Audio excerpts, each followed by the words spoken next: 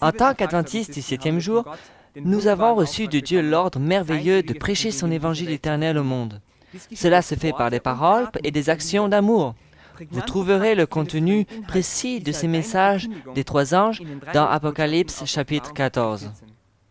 Parce que Jésus-Christ m'a racheté et reste fidèle envers moi, moi aussi je veux montrer ma loyauté en prêchant son évangile aux autres, en révélant les vérités bibliques et en respectant ses commandements.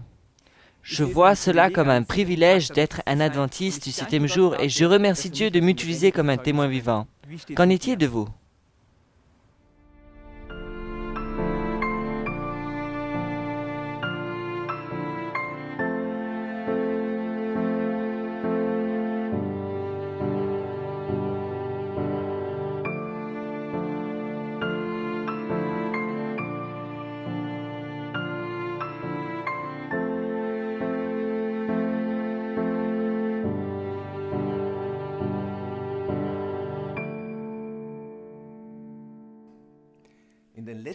Au cours des 3 dernières semaines, nous avons étudié les phases finales du plan du salut de Dieu.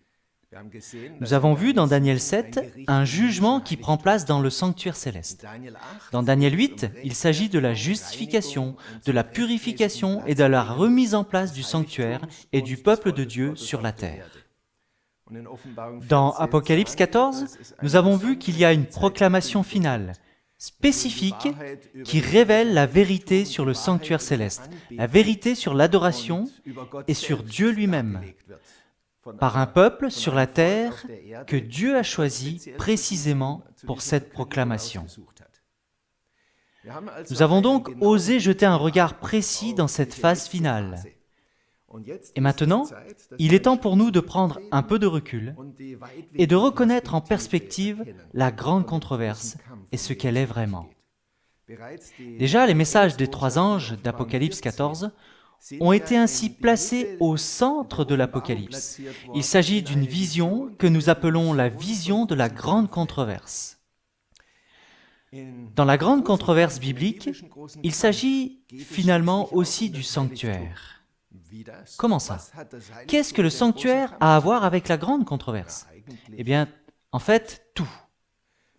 La grande controverse a commencé dans le sanctuaire céleste. Une créature développa un point de vue dans lequel il remit en question de plus en plus le caractère et la nature de Dieu.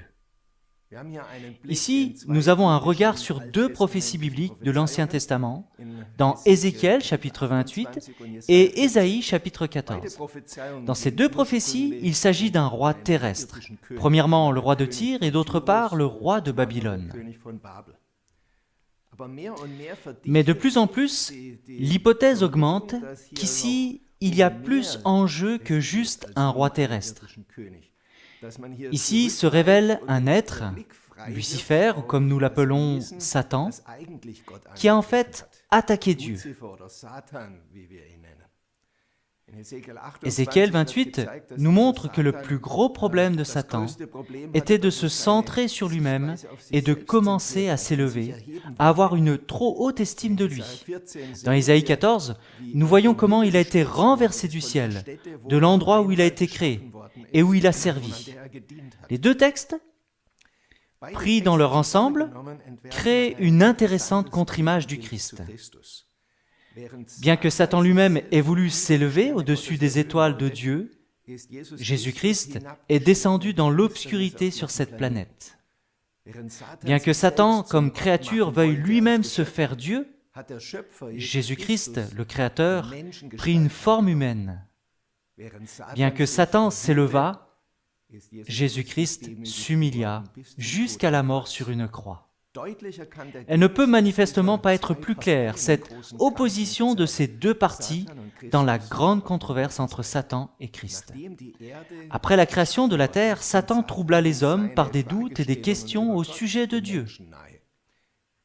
Déjà dans le jardin d'Éden, il déforma la nature de Dieu, dans laquelle il fit croire à Adam et Ève que Dieu les privait de quelque chose et que Dieu serait égoïste.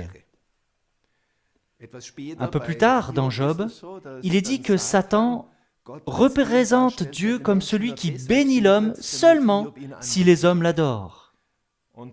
Dans la vision du souverain sacrificateur, Josué et l'ange dans Zacharie chapitre 3, Satan remet en question le salut de Dieu.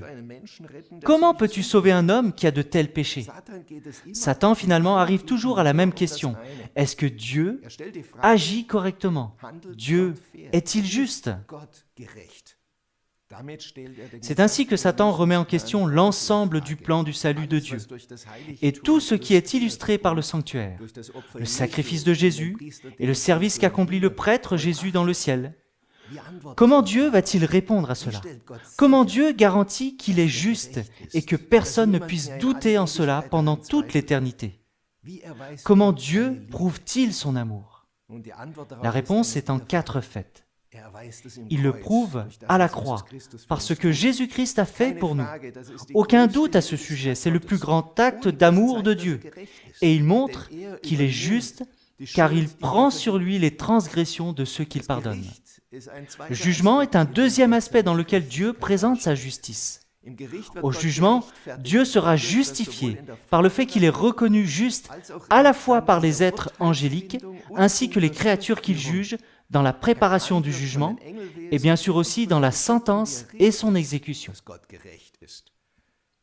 En fin de compte, il sera appelé, comme il est exprimé dans Philippiens chapitre 2 verset 10, « afin qu'au nom de Jésus, tout genou fléchisse dans les cieux, sur la terre et sous la terre. » Un troisième élément est intéressant. Dieu est justifié par les fidèles, par la communauté des fidèles. Il y a 2 textes très intéressants dans le Nouveau Testament. Je lis ici dans le premier texte de 1 Corinthiens chapitre 4 verset 9 où il est clairement indiqué que nous sommes en spectacle au monde, aux anges et aux hommes. Un peu plus loin, l'apôtre Paul écrit dans Éphésiens chapitre 3 verset 10 afin que les dominations et les autorités dans les lieux célestes connaissent aujourd'hui par l'Église la sagesse infiniment variée de Dieu.